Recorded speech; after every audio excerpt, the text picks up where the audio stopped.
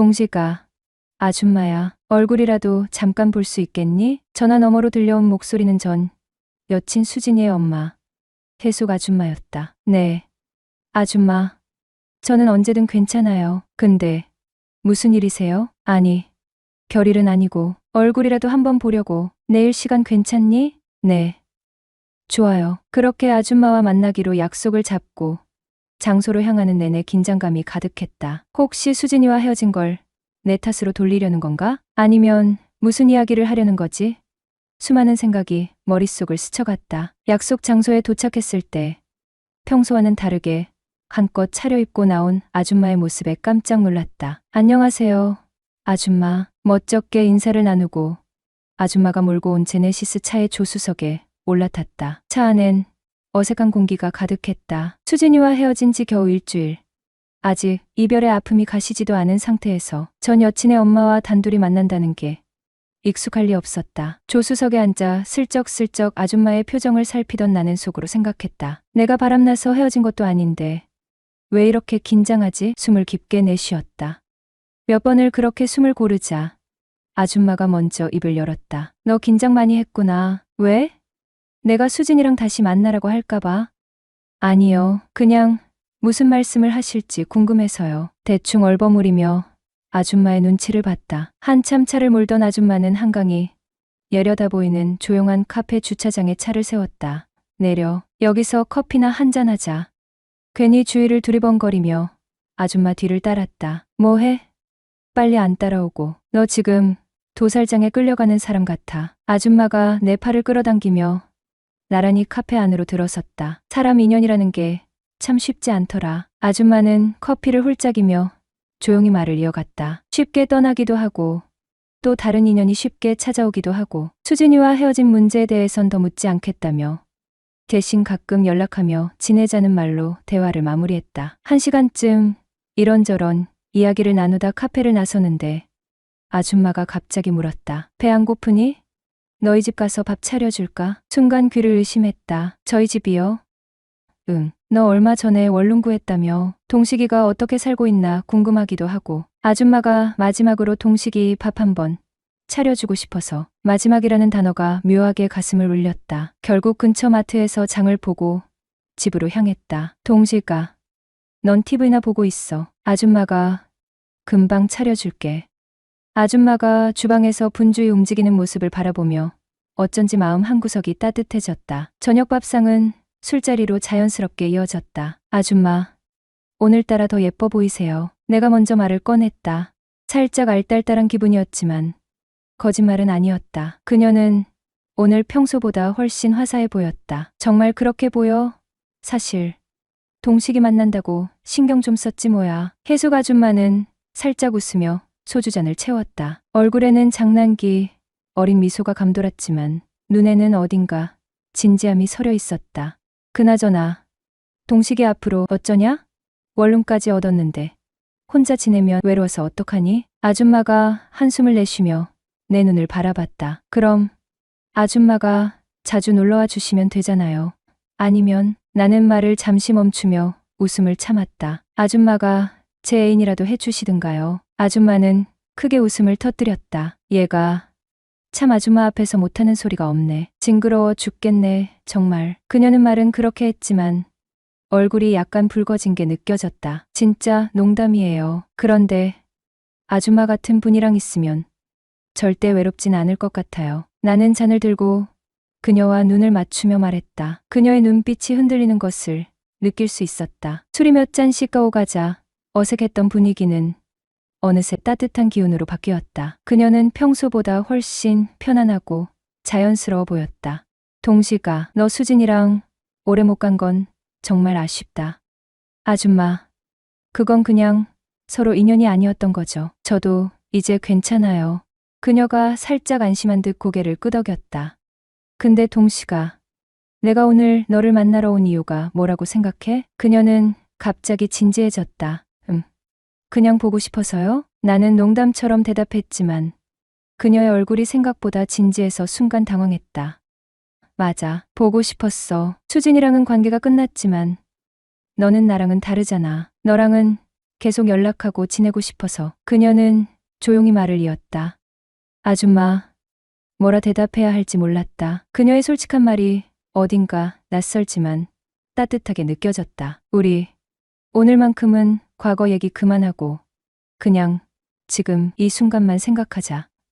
어때? 아줌마가 제안했다. 나는 잔을 들어 그녀의 제안에 동의했다. 좋아요. 오늘은 그냥 저희 둘만의 시간이네요. 나는 그녀를 바라보며 진심을 담아 말했다. 술 기운이 오르면서 그녀의 모습이 점점 다르게 보이기 시작했다. 평소에는 보이지 않던 그녀의 부드러운 미소, 섬세한 손짓, 그리고 나를 바라보는 눈빛이 이상하게 따뜻하게 느껴졌다. 아줌마, 오늘 정말 예뻐요. 이런 말 좀 이상할 수도 있는데 정말로요. 나는 다시 한번 솔직하게 말했다. 그래 보여? 그녀는 웃으면서 고개를 살짝 굴렸다. 얼굴은 이미 술기운으로 굵게 물들어 있었다. 동식아, 사실 나도 너랑 이렇게 얘기 나누는 게 너무 좋아. 술이 몇 병이나 비워졌을까? 어느새 우리는 서로의 얼굴을 가까이 마주 보고 있었다. 그녀는 나를 바라보며 말했다. 동식아, 오늘 너랑 이렇게 이야기 나누고 웃고 마시는 게 정말 좋다. 그런데 말이야. 그녀가 말을 멈췄다.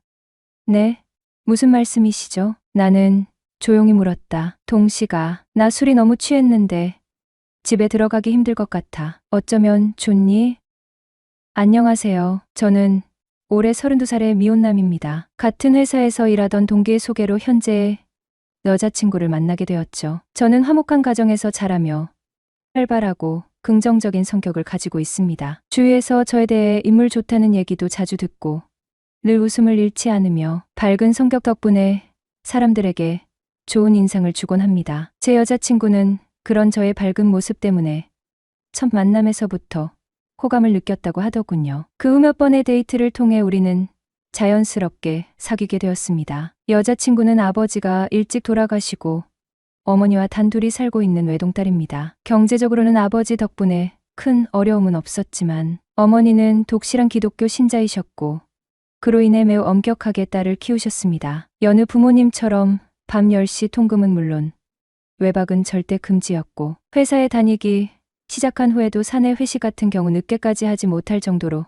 간섭이 심했습니다. 심지어 회식 때면 어머니가 회식 장소 근처까지 차를 몰고 와서 기다리며 여자친구를 데려가곤 했습니다. 저는 여자친구를 몇 번 집에 데려다 주었지만 늘 아파트 입구에서 헤어졌고 정확한 집 호수도 알지 못했습니다. 사실 그 당시 저도 어머니가 무서웠습니다. 어머니가 워낙 딸에 대해 간섭이 심했기 때문에 8살이나 많은 딸의 남자친구인 제가 그분을 어떻게 대할지 막막했던 것이죠. 그러던 어느 날 여자친구와 늦게까지 술을 마시던 중 그녀가 완전히 취해버렸습니다. 집에 들어가기 싫다며 떼를 쓰고 울기까지 했고 그때부터 어머니의 전화와 카톡이 쏟아지기 시작했습니다. 여자친구는 술에 취해 전화를 받지 않으려 했고 결국 제가 대신 전화를 받았습니다. 안녕하세요.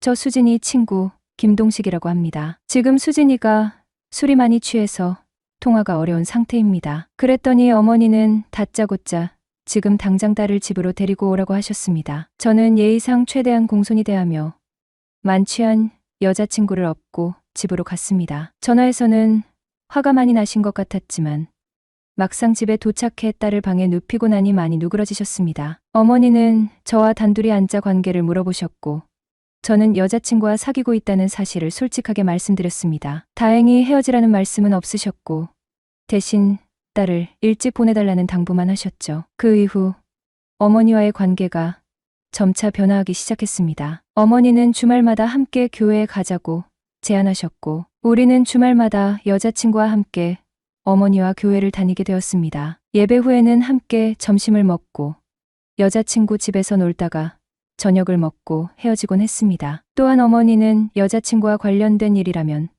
자주 저에게 전화를 하셨습니다. 여자친구의 표정이 안 좋아 보일 때면 무슨 일이 있냐고 물어보시기도 했고 연애를 시작한 이후 어머니와 여자친구가 다투는 일이 많아지면서 저와의 통화도 점차 늘어갔습니다. 그런 와중에 여자친구가 독립을 결심하게 되었습니다. 어머니는 이를 강하게 반대하시며 제가 여자친구에게 바람을 넣은 게 아니냐고 저를 나무라시기도 했습니다. 그러나 여러 갈등 끝에 어머니와 여자친구는 집 근처에서 살되 어머니가 자주 방문하지 않기로 합의했습니다. 결국 여자친구는 집에서 도보로 5분 거리에 있는 원룸을 얻어 독립하게 되었죠. 어느 날 여자친구가 주말을 이용해 제주도로 2박 3일 여행을 떠나게 되었고 그 일로 어머니와 큰 갈등이 생겼는데 어머니는 속상함을 참지 못하고 저에게 전화를 걸어 하소연을 시작하셨죠. 동식아, 나 요즘 많이 힘드네. 품 안에 자식이라고 막상 수진이가 나가 살고 집에도 잘 안 오고 그러니깐 허전하면서 외롭기도 하고 나 어떡하면 좋니? 그 말을 들은 저는 아줌마의 마음을 이해하려고 애썼고 조금씩 위로의 말을 건넸습니다. 아줌마 처음이라 그러실 거예요. 나중에 멀리 시집이라도 가면 어쩌시려고 그러세요?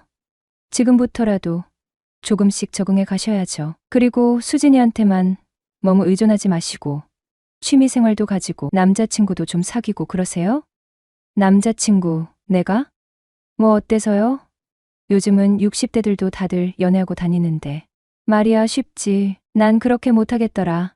그렇게 대화를 나누던 중 저는 아줌마에게 그럼 혼자 있기 그럼 저한테 연락하세요. 말동무든 술친구든 뭐든 해드릴 테니 라고 말했습니다. 정말 동식이가 내 딸보다 낫네.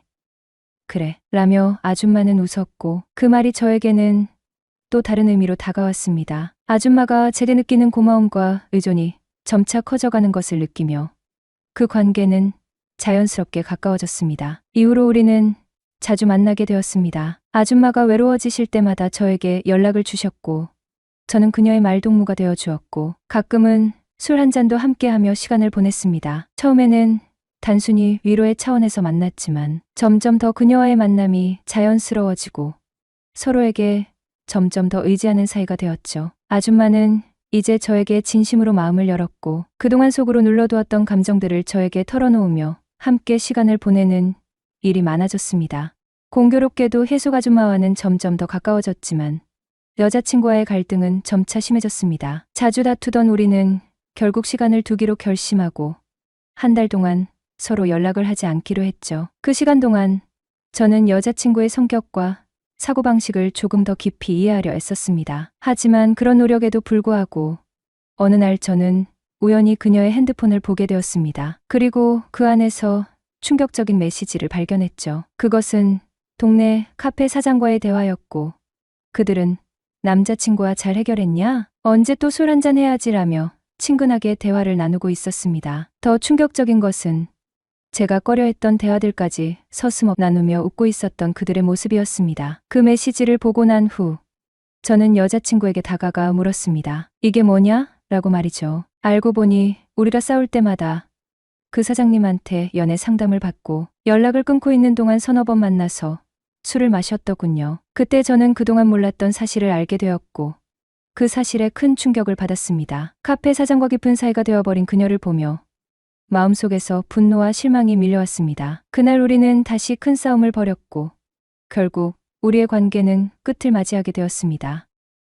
어느덧 그녀와 만나온 지도 6개월을 넘어섰습니다. 아줌마는 15살이나 어린 남자친구에게 잘 보이고 싶었던 걸까요? 평소와는 다르게 젊어 보이는 예쁜 옷을 입고 시내의 고급 미용실에서 헤어스타일을 바꾸기까지 했습니다. 제 성격이 까탈스러워서 그런지 여자친구와 만날 때 성격 차이로 자주 싸우고 스트레스를 받아 헤어진 적도 여러 번 있었습니다. 그래서 저는 성격을 꽤 중요하게 생각하는 편입니다. 8살 연하의 여자친구와 헤어진 뒤 나는 정말 내 성격에 문제가 있는 건 아닌지 고민을 많이 했습니다. 평소 술을 잘 마시지 않던 제가 그때는 자주 술을 마시게 되었습니다. 그리고 그 후 전 여자친구의 어머니인 혜숙 아줌마를 만났고 그렇게 서로 술에 취해 어떻게 하다 보니 사고를 치고 말았습니다. 처음엔 정말 창피하고 민망했어요. 내가 여기까지 왔구나 라는 생각에 많이 혼란스러웠습니다. 하지만 솔직히 말하자면 혜숙 아줌마에게 이성적인 호감을 갖고 있었던 것도 사실입니다. 그녀는 참 편안하게 다가오는 사람이었고 유연한 성격이 저와 잘 맞았습니다. 술 기운의 용기를 내게 된 거죠. 그날 이후로 우리는 종종 연락을 주고받으며 만나기 시작했고 점점 더 가까워지게 되었습니다. 서로 외로움도 느꼈고 함께 있으면 즐거웠기 때문에 더 자주 만났고 시간이 갈수록 서로를 더 잘 알게 되었습니다. 그렇게 우리는 자연스럽게 연인처럼 지내게 되었습니다. 지금 15살 연상인 혜수.